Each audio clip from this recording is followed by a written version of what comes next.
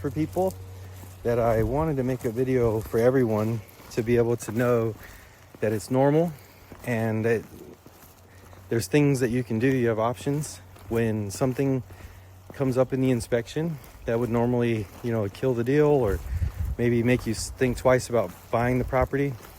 In this particular case, we did the inspection on Saturday, and the general home inspector had found some rodent droppings in the attic.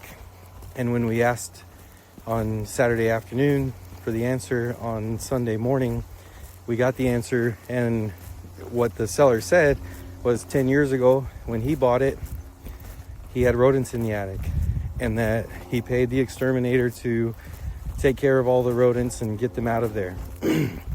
But what he didn't do is he didn't want to splurge or spend the extra money to get the droppings and insulation taken out and replaced.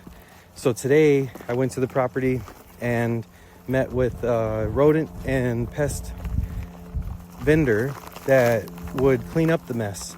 And also I needed somebody professional to go in and give their opinion of whether the seller was right, that there's no more active termites going on, or if it's something that is a bigger issue. So now we're in a situation where, like, I met the seller today, and I don't think that he's wanting to pay for the replacement of everything that needs to be done in order to remedy this situation. I'm hoping that we can find a way forward, but the fact of the matter is that 10 years ago, he should have paid 10 years ago price, and today we're gonna get a today's price. And from what I could tell, the rodent expert said that it's pretty messy up there, and that he's probably gonna go for a full removal of all insulation in the attic and then new insulation put in the attic. In scenarios like this, I have to say, if you're gonna buy a house with a problem, make sure that you take that solution all the way to the completion of it, because one day you're gonna have a renter or a buyer that's gonna call it out, and they're gonna want it to be fixed. So why not fix it for yourself? For the last 10 years, he's been sleeping in a house that who knows what kind of air exchange happens between the attic and the main dwelling area.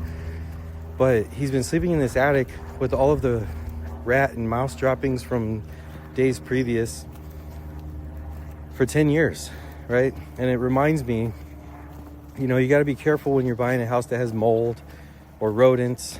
Bats are really bad. The droppings are really bad.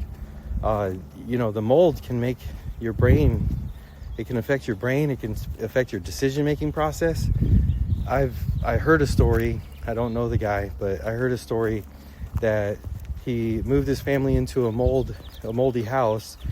Him and his wife fought because neither one of them were themselves, and they had their kids in there with them too. So it led to a divorce, and then they all moved out of that house because they sold the house in the divorce, moved into regular houses again, and rekindled and went back into the marriage, right? So to avoid any kind of struggles that could come from environmental problems on the properties that you're buying, make sure that you take it all the way down to the end and fix it all. This particular seller spent a lot of money and a lot of time on a lot of the cosmetic stuff, new appliances and new flooring and new paint and all this stuff. But what he didn't do is he didn't worry about the safety hazard that's up there in the attic. I just wanted to make this video because there's two things here. If you're a buyer and you buy something with a problem, make sure that you fix the problem quickly after you take the property. If you can't afford to fix the problem all the way, then you might want to find a property that would be able to be owned safely within your budget. The second thing is, if you decide to buy it, don't just do half the job, right?